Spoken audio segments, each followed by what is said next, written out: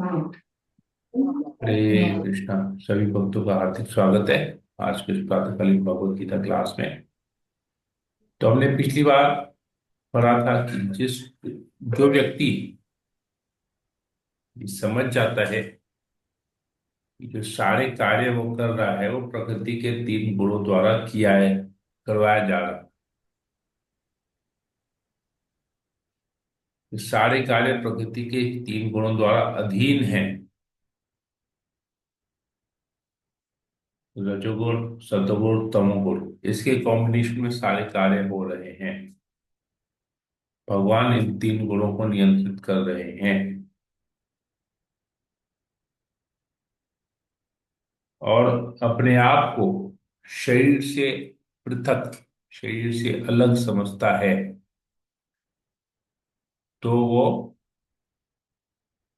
जन्म, मृत्यु, बुढ़ापा और बीमारी के चक्र से छूट जाता है और भगवत धाम जाने का योग्य बन जाता है। तो उसकी सोच, उसकी चेतना जब इस प्रकार हो जाती है, तो हालांकि वो इसी शरीर में रहा हुआ है, परंतु इसी शरीर में उसे भगवत धाम की आनंद की अनुभूति होती है। तो ये हमने पिछली बार पढ़ा। प्रकृति के तीन गुणों से ऊपर हमको जाना है। तो अशोक सखरानी प्रभु ने मुझसे कल एक प्रश्न पूछा। उन्होंने इस लेक्चर को सुना, रिकॉर्डिंग को, वो परसों अटेंड नहीं कर पाए थे। तो उन्होंने पूछा कि हम कई बार ऐसा होता है कि हम कुछ दवाइयां लेते हैं, मेडिसिन लेते हैं, जिन मेडिसिन में ना तामसिक इंग्रेडिएंट्स होते हैं। जैसे एलोपैथिक मेडिसिन में हम जानते हैं कि ड्रग्स, किसी विशेष प्रकार के ड्रग्स डले हुए थे। तो ड्रग्स तो तामसिक है, तमगुण का है। कुछ होम्योपैथी मेडिसिन लेते हैं जिसमें कुछ जानवरों की कुछ दी गई होती है, इंग्रेडिएंट्स दिए हुए रहते हैं। तो वो हम मेडिसिन लेते हैं तो वो तामसिक है। तो जब हम ऐसे मेडिसिन लेते हैं, हम तामसिक चीजों का सेवन कर रहे हैं, तो क्या हम कैसे भक्ति कर पाएंगे? हम कैसे भगवत धाम जा पाएंगे? तो ये प्रश्न उन्होंने किया। ये प्रश्न सबको समझ में आया कि अशोक प्रभु ने क्या पूछा था? I think Ashok Saklani Prabhu, I said the right thing. Yes. आपने जो, बीइंग सात्विक, मेडिसिन हो या कुछ हो, आप कैसा ले सकते हैं। हाँ हाँ, हाँ। क्योंकि अभी हम लोग भक्ति कर रहे हैं तो हम सत्वगुण में हैं, लेकिन भक्ति अल्टीमेटली सत्वगुण के भी ऊपर चली जाती है। पर क्योंकि हमारी हमारी सोच अभी वैसी हो गई है, सत्वगुणी सोच हो गई है। सत्वगुणी सोच में मतलब हम लोग ज्ञान ले रहे हैं, हम लोग हिंसा नहीं करते हैं, हम विनम्र बन जाते हैं। तो ये सब सत्वगुण की क्वालिटीज है। जैसे मेडिसिन लेते हैं जो तामसिक होता है, तो हम कैसे होगा ये? तो सबको समझ में आया क्या ये प्रश्न है? उनका क्या प्रश्न, क्या उद्देश्य है प्रश्न करने का, और क्या जी। वो पूछ रहे हैं? तो क्या उत्तर हो सकता है इसका? कोई बताना चाहेगा? मैं तो बताऊंगा ही, पर फिर भी अगर किसी को कुछ बोलना हो, इस विशेष के बारे में कुछ टिप्पणी देनी हो।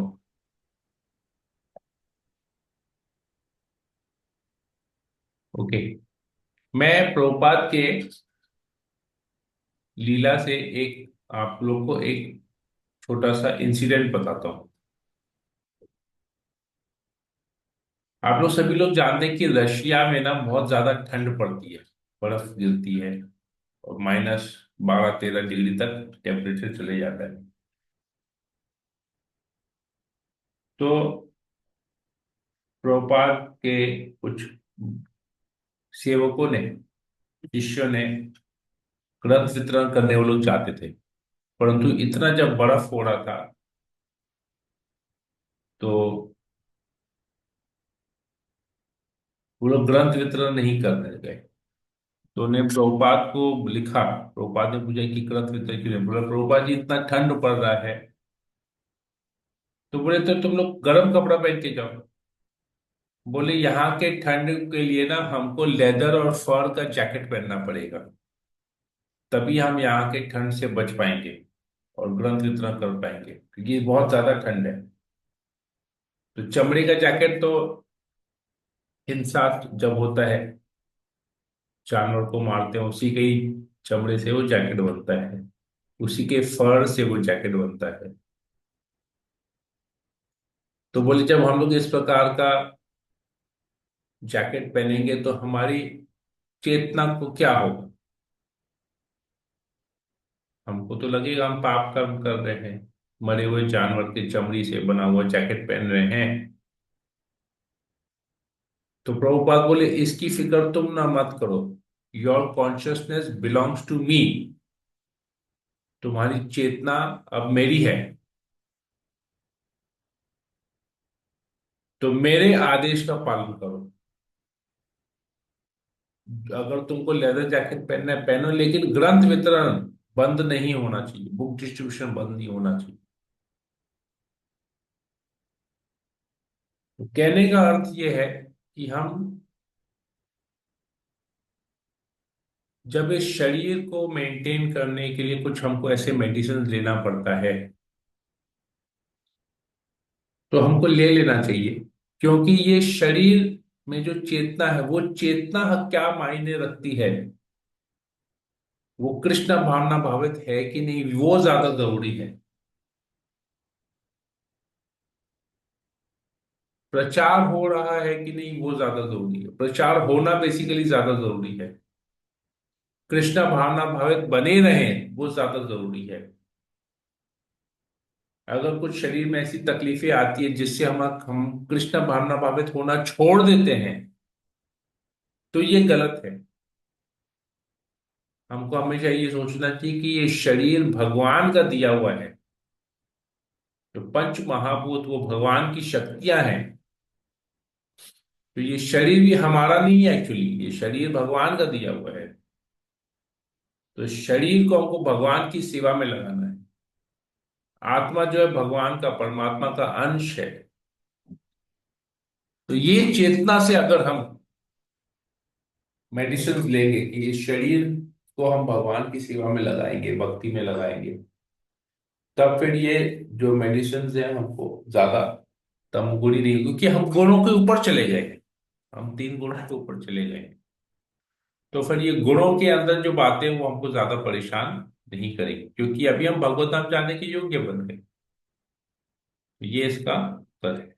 आई hope Ashok Prabhu it is clear.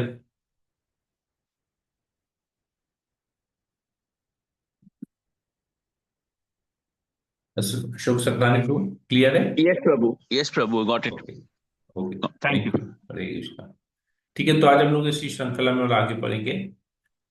ओम ज्ञानतिमिरान्धस्य ज्ञानञ्जनशलाकया चक्षुरुन्मीलितं येन तस्मै श्रीगुरुवे नमः। नमो विष्णुपादाय कृष्णप्रेष्ठाय भूतले श्रीमते भक्तिवेदांत स्वामिनिति नामिने नमस्ते सरस्वती देवे गौरवाणी प्रचारिणे निर्विशेष शून्यवादी पाश्चात्य देशतारिणे। हे कृष्ण करुणा सिंधु दीनबंधु जगत्पते गोपेश गोपिका कांत राधा कांत नमोस्तुते। तप्त कांचन गौरांगी राधे वृंदावनेश्वरी विशुभानुसुते देवी परमामि हरिप्रिय।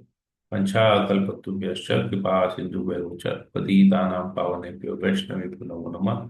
जय श्री कृष्ण चैतन्य प्रभु नित्यानंद श्री अद्वैत गदाधर श्री सदि गौर भक्तवृंद। हरे कृष्ण कृष्ण कृष्ण हरे हरे, हरे राम राम राम हरे हरे। मंगलाचरण की जय।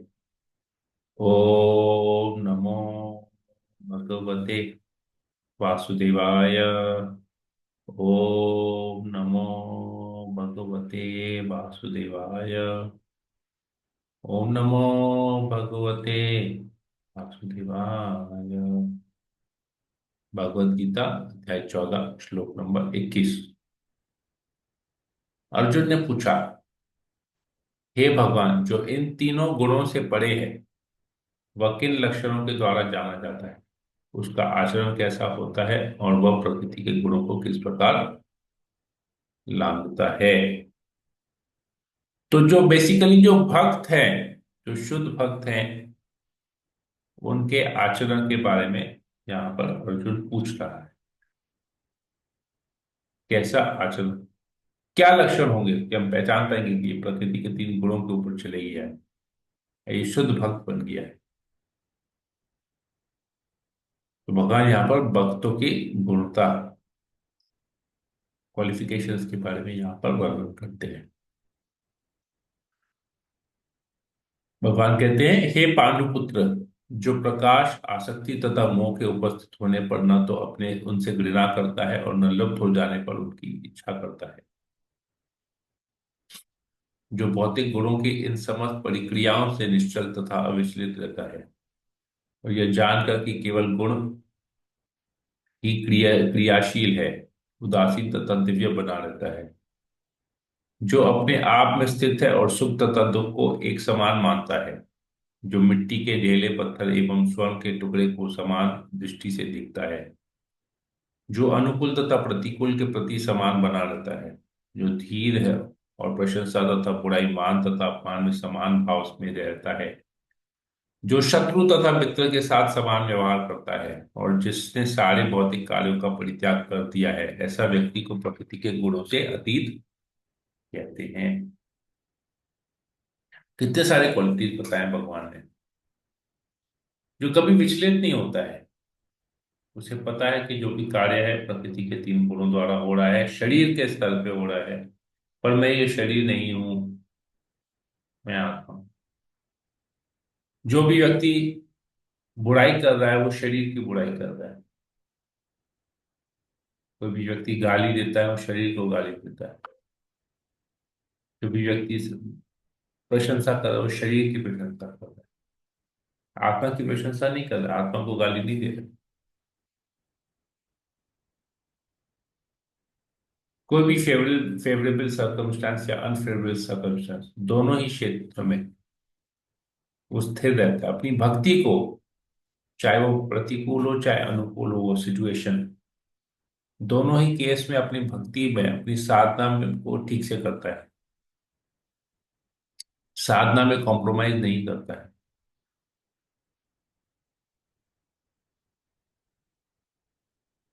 उसका कोई शत्रु नहीं है, उसका कोई मित्र नहीं है। वो सबको भगवान के अंश के रूप में दिखता है, इसलिए वो सबसे समान व्यवहार करता है। ये सब क्वालिटीज भगवान यहाँ पर बताता है। हमको इसमें कौन सा क्वालिटी नहीं है वो डेवलप करना पड़ेगा, तभी हम भगवत धाम जाने के योग्य बन सके। ठीक है, क्योंकि भगवत धाम में तो सभी लोग, सभी तो चिन्मय आत्मा है, शरीर के स्तर पर कोई है ही नहीं।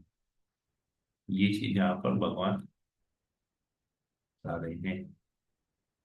जो समस्त परिस्थितियों में अविचलित भाव से पूर्ण भक्ति में प्रेरित होता है, वह तुरंत ही प्रकृति के गुणों को लांघ जाता है और इस प्रकार ब्रह्म के स्तर पर तक पहुंच।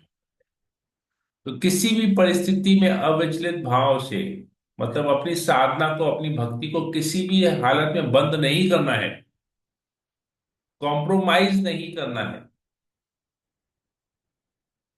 कॉम्प्रोमाइज किए तो हमारा डाउनफॉल स्टार्ट हो जाएगा, पतन हो जाएगा। तो 16 माला जप, 4 नियम पालन, किसी भी परिस्थिति में हमको नहीं छोड़ना।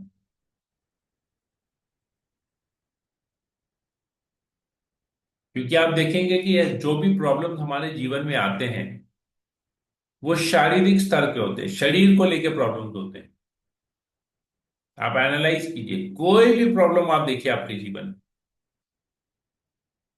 शरीर के स्तर पे प्रॉब्लम, और हम लोग उसको प्रॉब्लम को बहुत गंभीरता से लेते हैं क्योंकि हम अपने आप को शरीर मान रहे हैं।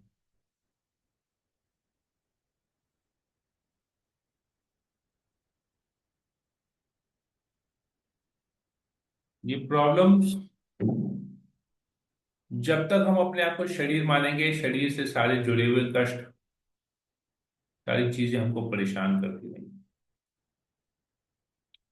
तो अविचल हमको रहना है, विचलित नहीं होना है, अविचल रहना है, ये जानना है कि हम शरीर नहीं आत्मा है। तो ये जो भी है ये टेम्पोररी है, कुछ समय के लिए है, आएगा चले जाएगा, प्रॉब्लम आएगा चले जाएगा। ऐसा हमको अपना सोच रखना चाहिए, ऐसी हमारी चेतना होनी चाहिए।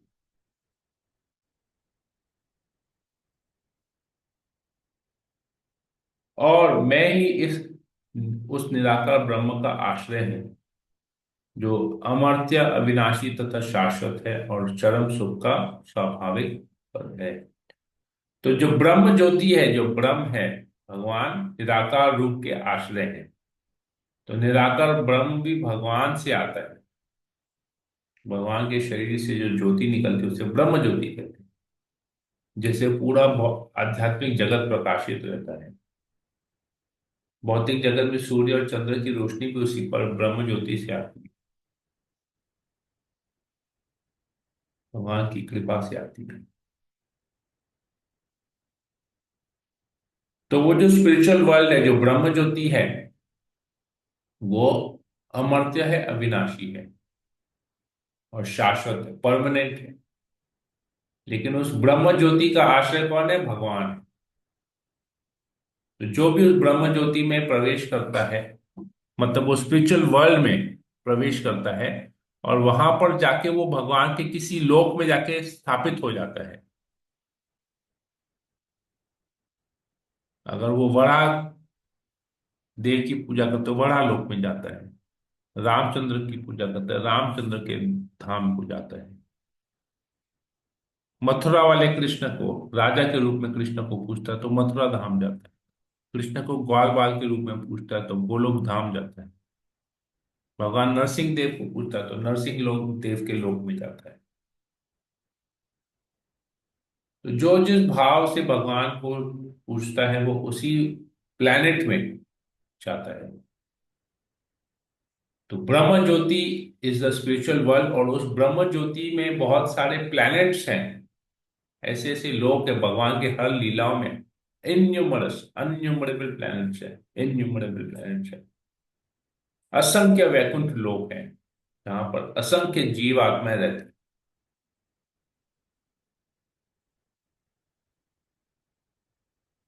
वो चरम सुख का स्वाभाविक पद है। स्वाभाविक पद मतलब उधर सुख इज नेचुरल, वहां दुख है ही नहीं। स्वाभाविक है, वहां पर सुख ही सुख है, उधर दुख है ही नहीं। क्योंकि वहां कोई भी चीज टेम्पोररी नहीं है, सब चीज परमानेंट है। इस भौतिक जगत में सब कुछ टेम्पोररी है। दुख का दुख का प्राकट्य नहीं तो हमको लगता है हम सुखी हैं। जैसे उदाहरण से, अब बहुत गर्मी का सीजन है तो हम क्या करते हैं? एयर कंडीशन चला देते हैं, एसी ऑन करते हैं, तो हमको गर्मी से राहत मिलती है, हमको लगता है सुख है, हम सुख हैं, हम सुखी हैं अभी। लेकिन जो ही एयर कंडीशन बंद करते हैं, पसीना छूटता है, वापस दुखी हो जाते हैं। तो टेम्पोररी हुआ ना, सुख भी टेम्पोररी और दुख भी टेम्पोररी। और वही एयर कंडीशन हम जनवरी के महीने में नहीं चलाते हैं, क्योंकि वही एयर कंडीशन फिर से जब ठंडा हवा देगा ठंडी के समय, तो वही एसी जो गर्मी के समय हमारे सुख का कारण था, वो विंटर में दुख का कारण बन जाएगा। तो यहाँ पर सुख और दुख टेम्पोररी है, रिलेटिव है। जो कभी सुख का कारण है वो फिर दुख का कारण भी बन सकता है, जो आज दुख का कारण है वो फ्यूचर में सुख का कारण भी बन सकता है। सब कुछ डबल है। लेकिन ऐसा चीज भगवत धाम में नहीं है, वहां केवल सुख ही सुख है। तो इसी प्रकार श्रीमद् भगवत गीता के 14वें अध्याय प्रकृति के 3 गुण का भक्ति वेदांत तात्पर्य हुआ। हरे कृष्णा। किसी को कोई प्रश्न हो पूछ सकते हैं, कुछ बोलना हो बोल सकते नो प्रभु, थैंक यू। हरे कृष्ण। हैं। हरे कृष्ण। और किसी को कुछ पूछना है?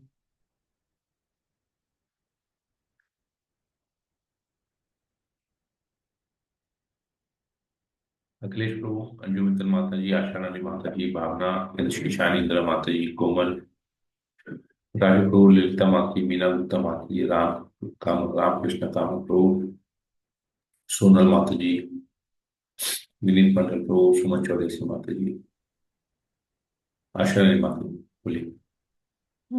जी प्रभु जी। इसमें जो ये आज हम उनकी चैप्टर जो भी हम लोग पढ़ रहे हैं, इसमें आपने जो बताया है, हम लोग मिलकर डेली पढ़ते हैं। उसमें कि कितनी बार पढ़ लिया होगा भगवत गीता। लेकिन वो इसमें सही बोला है कि हम बिना शिक्षा गुरु के हम कि उसको समझ नहीं सकते। बिना ज्ञान के हम उसको समझ ही नहीं पाएंगे। तो उनकी अब थोड़ा सा होता है कि हाँ, सही बात है कि आप जो हमें पढ़ाते हैं और हमारे पढ़ने में बहुत फर्क हो जाता है। वो समझ के पढ़ना और खुद पढ़ने में बहुत अंतर है। तो अब समझ में आता है वो। एक चीज पर प्रभु जी मैं पूछना था, जैसे हम लोग पढ़ते हैं ना कि हाँ, तमोगुण और रजोगुण। तो जैसे हम लोग भागवतम का तीसरा स्कंद पढ़ते हैं, तो उसमें सृष्टि करते हैं ब्रह्मा जी। तो उसमें बताया था कि जैसे माँ उनका जब क्रोध आता है ब्रह्मा जी को, तो उनके माथे से फिर तमोगुण और रजोगुण उत्पन्न हुए थे। तो वो मुझे उनकी ये तमोगुण रजोगुण क्रोध इसीलिए आता है हम लोग को क्योंकि वो क्रोध से उत्पन्न हुए थे।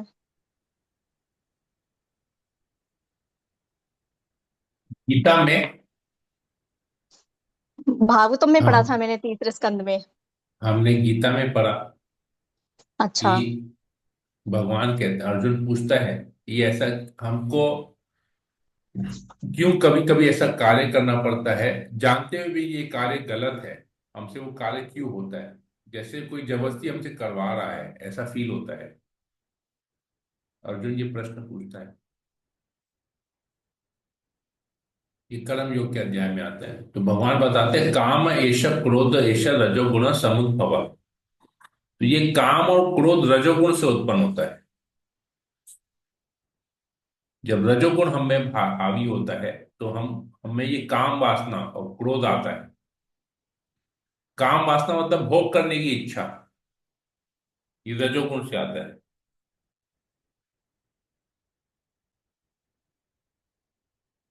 तो गुणों का काम है हमको बांध के रखना। तीन रस्सियां हैं, रस्सी का काम है क्या करना, बांधना ना। रस्सी का और कोई कार्य है क्या?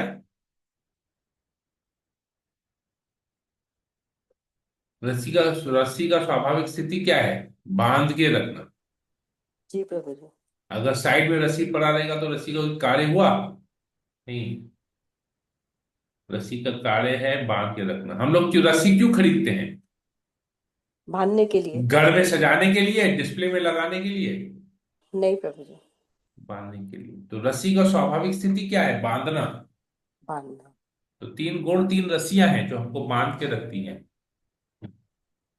क्या हमारा कार्य है बंधना? हमारा नहीं कार्य है प्रभु जी। मुक्त रहना। हमारी स्वाभाविक स्थिति क्या है? भगवान की सेवा करना। लेकिन हम भगवान की सेवा नहीं कर रहे हैं बोल के हम बंधे जा रहे हैं प्रकृति के तीन गुणों द्वारा। जैसे सरकार जेल बनाती है, तो सरकार क्या इच्छा से खुशी खुशी जेल बनाती कि सबको जेल के अंदर डाल दें? नहीं। जेल उसके लिए है जो सरकार के नियमों का पालन नहीं करता है, उत्पात मचाता है। उसको ठीक करने के लिए जेल बनाया जाता है, जहां पर उसको डाल के उसको सिखाया जाए, सरकार के नियमों को सिखाया जाए कि ये सरकार का नियम है, तुम यहाँ सीखो, यहाँ से बाहर निकलो और सरकार के नियम का पालन करो। करेक्शनल होम जिसे हम लोग कहते हैं, करेक्शनल होम, जहां पर इंसान के नेचर को, स्वभाव को करेक्ट किया जाता है। उत्पाद वाले स्वभाव को कोऑपरेटिव स्वभाव में कन्वर्ट किया जाता है कि किस प्रकार वो सरकार के साथ कोऑपरेट करेगा, सरकार की जो व्यवस्था है उसमें सहायक बनेगा, उत्पात नहीं मचाएगा, सहायक बनेगा। तो इसी प्रकार ये भौतिक जगत एक जेल है। जैसे जेल में हथकड़ियों से बांध के रखते हैं, सलाखों के पीछे रखते हैं, वैसे ही ये भौतिक जगत में जो हमारी हथकड़ियां है वो काम वासना है। फूल की हथकड़ी है, वो फूल की हथकड़ी। हमको लगता है कि बहुत अच्छी हथकड़ी है। काम वासना, भोग करने की इच्छा, ये एक हथकड़ी है जो हमको बांध के रखी है। तो हमको इसमें आनंद आता है। लगता है हम इसी के लिए ही हैं, इस फूल की हथकड़ी के लिए ही बनी, या फूल की हथकड़ी हमारे लिए ही बनी, बांध के रख रही है। हमारा बद स्वभाव नहीं है, हमारा मुक्त स्वभाव है, परंतु हम इस स्वभाव को नहीं समझ पा रहे, बोल के बद अवस्था में है, जेल में है। अपना करेक्शन करना है हमको, ताकि हम भगवत धाम जा सके, वापस निकल सके, भगवान के नियमों को समझना है। तो यही हमारा कारण है, बंधे रहना यहाँ पर, इसीलिए हम बंधे हुए। अब वो काम वासना से बंधे हो, क्रोध के कारण बंधे हो, जो भी है, बंधन तो है। हमको बंधन से निकलने का प्रयास करना है, बंधन में बंधे रहने का प्रयास नहीं करना। बंधन में तो ऑलरेडी बंधे हुए हैं, मुक्त होने का प्रयास करना। ठीक है, क्लियर है आशा रानी माता जी? यस जी प्रभु। प्रभु। यस। जी, ठीक है। और किसी को कुछ पूछना है? नहीं तो फिर हम सेशन को यही एंड करते हैं। हरे कृष्ण कृष्ण कृष्ण हरे हरे, हरे राम राम हरे हरे। मच्छा कल्पतरुभ्यश्च कृपा सिन्धुभ्यैव च पतितानां पावनेभ्यो वैष्णवेभ्यो नमो नमः। संवेद भक्त की जय, श्रील प्रभुपाद की जय, भगवद गीता की जय।